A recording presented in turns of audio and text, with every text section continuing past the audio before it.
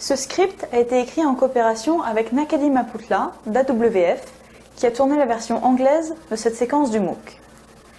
Avant d'expliquer le concept de conservation des espèces, il faut d'abord comprendre ce qu'est une espèce et avoir quelques notions de base concernant leur classification scientifique. Nous n'irons pas dans beaucoup de détails dans cette vidéo, mais pour approfondir le sujet, je vous invite à jeter un œil aux lectures complémentaires.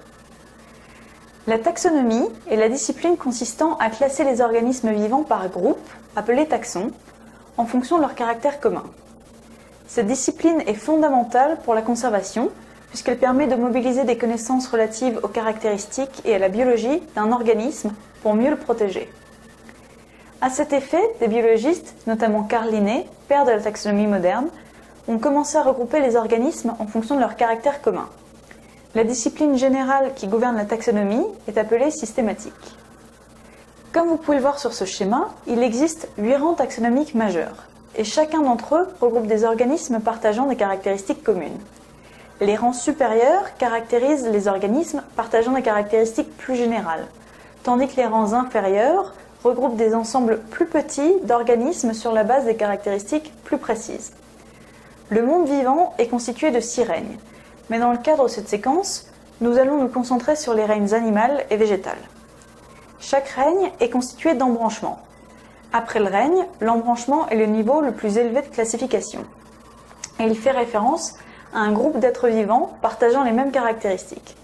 Par exemple, dans le règne animal se trouvent des animaux ayant une notocorde située en position dorsale. Il s'agit de l'embranchement des cordés. Après l'embranchement, les organismes partageant des caractéristiques communes sont regroupés par classes. L'embranchement des cordés, par exemple, est divisé en plusieurs classes, parmi lesquelles on peut citer les mammifères, les oiseaux, les reptiles ou encore les amphibiens. Le niveau de classification suivant est l'ordre. Les mammifères, par exemple, peuvent être divisés en différents groupes d'animaux partageant des caractéristiques communes. 2 ordres notables étant celui des carnivores et celui des insectivores. L'ordre des carnivores est à son tour sous-divisé en familles. Un exemple de famille au sein de cet ordre est celle des félins. Ainsi, tous les animaux présentant des caractéristiques félines se retrouvent dans cette famille. Dans la famille des félins, les animaux sont groupés par genre. Par exemple, les grands félins rugissants sont appelés Panthera, et les petits félins peuvent être appelés Felis. C'est à ce stade que les organismes commencent à être groupés par espèces. Dans le genre Panthera, on peut citer des espèces telles que le lion, le jaguar ou encore le léopard. Définir ce qu'est une espèce s'avère assez complexe. Il existe plus de 30 points de vue appelés concepts d'espèce, soit plus de 30 définitions.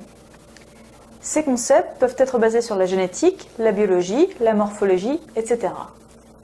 Ces désaccords philosophiques entre biologistes sont dus à la biologie variée accompagnant les cycles biologiques des organismes. Ainsi, il n'y a pas une seule définition d'espèce qui puisse satisfaire tout le monde. La définition la plus simple et généralement reconnue est la suivante. Une espèce est un ensemble d'organismes ayant des caractéristiques communes et pouvant engendrer des descendants féconds. L'espèce est l'unité de base de la classification du vivant. Prenons des exemples avec des espèces que vous connaissez bien. Les ânes, les chevaux et les chiens.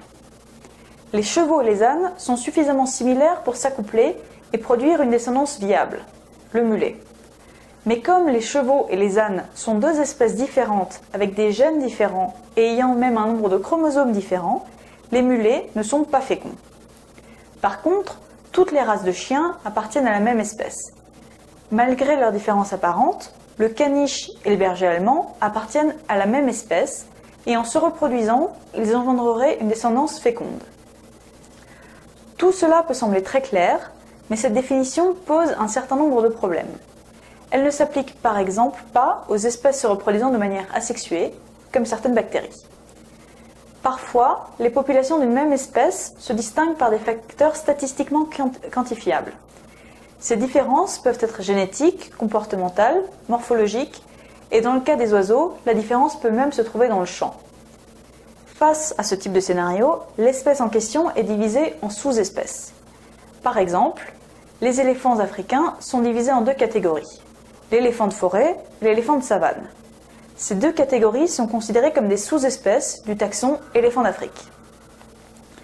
Comment tous ces éléments permettent-ils de déterminer les noms d'espèces? Dans ce cours, vous nous entendrez souvent appeler les espèces par leur nom latin. La première partie de ces noms binomiaux décrit le genre de l'espèce et la deuxième partie décrit l'espèce. Prenons l'exemple du lion, dont nous avons déjà parlé plus tôt et qui appartient au genre Panthera. Le nom de l'espèce est Panthera leo. Parfois, un troisième rang peut être ajouté. Par exemple, la sous-espèce lion asiatique est appelée Panthera leo, sous-espèce persica. Je vous conseille d'utiliser ces noms scientifiques lorsque vous faites des recherches sur des sites spécialisés.